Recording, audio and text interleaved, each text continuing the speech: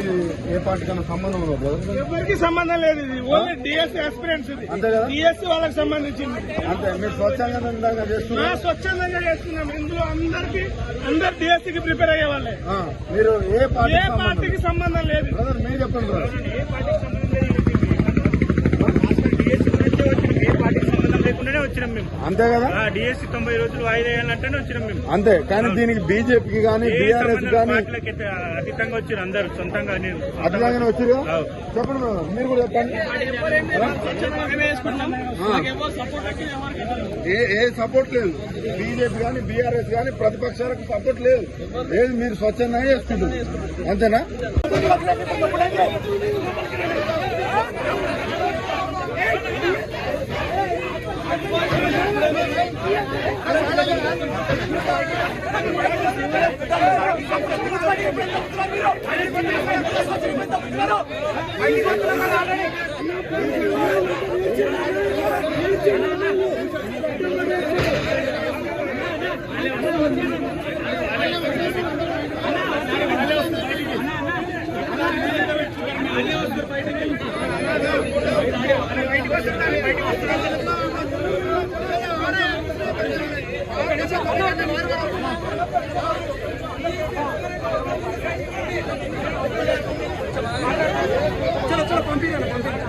పంపి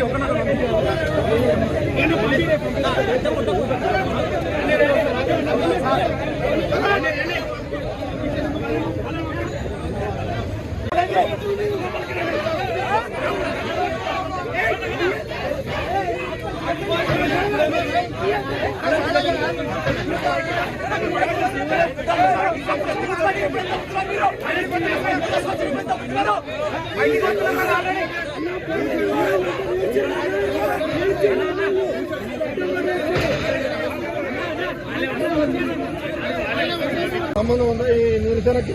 ఏ పార్టీకి సంబంధం? మీరు చెప్పండి. మీరు పార్టీకి సంబంధం లేదు, మొత్తం నిరుద్యోగులే చేస్తారు. ఏ పార్టీకి సంబంధం లేదన్నా, ఇది నిరుద్యోగులు జరుగుతున్న పార్టీకి సంబంధం లేదన్నా, ఓన్లీ ప్యూర్ గా ఎందుకు నెట్టేస్తున్నారు? మీరు ఎందుకు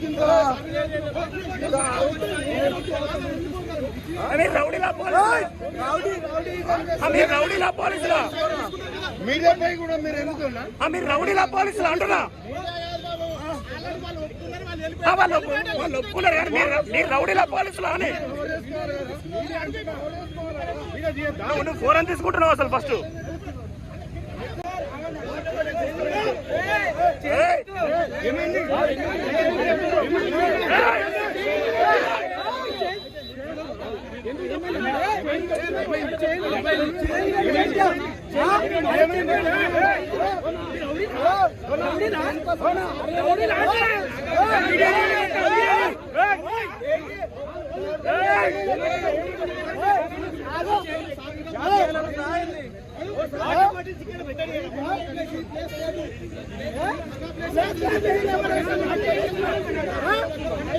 నువ్వు ఇచ్చినటువంటి హామీలను అడుగుతున్నారు తప్ప వేరే కాదు కదా.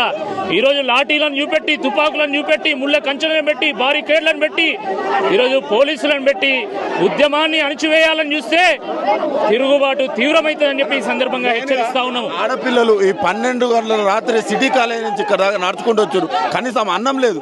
ఈ పరిస్థితులను ఎట్లా చూస్తారన్నా మీరు? చాలా దుర్మార్గం ఇది. ఆ రోజు సమైక్య పాలనలో ఏ విధంగానైతే కారు చీకట్లో ఉద్యమకారులను బంధించిందో, ఈ రోజు కూడా ఈ కారు చీకట్లో ఈ నిరుద్యోగులను బంధించడం చాలా దుర్మార్గం. రేవంత్ రెడ్డి గారు గురువైనటువంటి చంద్రబాబు నాయుడు గారు ఆ రోజు బషీర్బాగ్ లో రైతుల రక్తాన్ని కళ్ళ చూసిండు, ప్రాణాలను పొట్టబెట్టుకున్నాడు. ఈ రోజు మరి రేవంత్ రెడ్డి గారు చంద్రబాబు నాయుడు గారి శిష్యుడు ఈయన ఈ రోజు నిరుద్యోగుల యొక్క రక్తాన్ని ఈ రోజు కళ్ళ చూస్తా ఉన్నాడు, వాళ్ళను గోసబుచ్చుకుంటా ఉన్నాడు. అందుకే అంటున్న సమైక్య పాలనను తలపించే విధంగా ఈరోజు కారు చీకట్లో ఉద్యమకారులను బంధిస్తా ఉన్నారు. అమ్మాయిలను కూడా చూడకుండా ఈరోజు బంధించడం చాలా దుర్మార్గం. వాళ్ళు చేసిన తప్పేందని అడుగుతున్నా.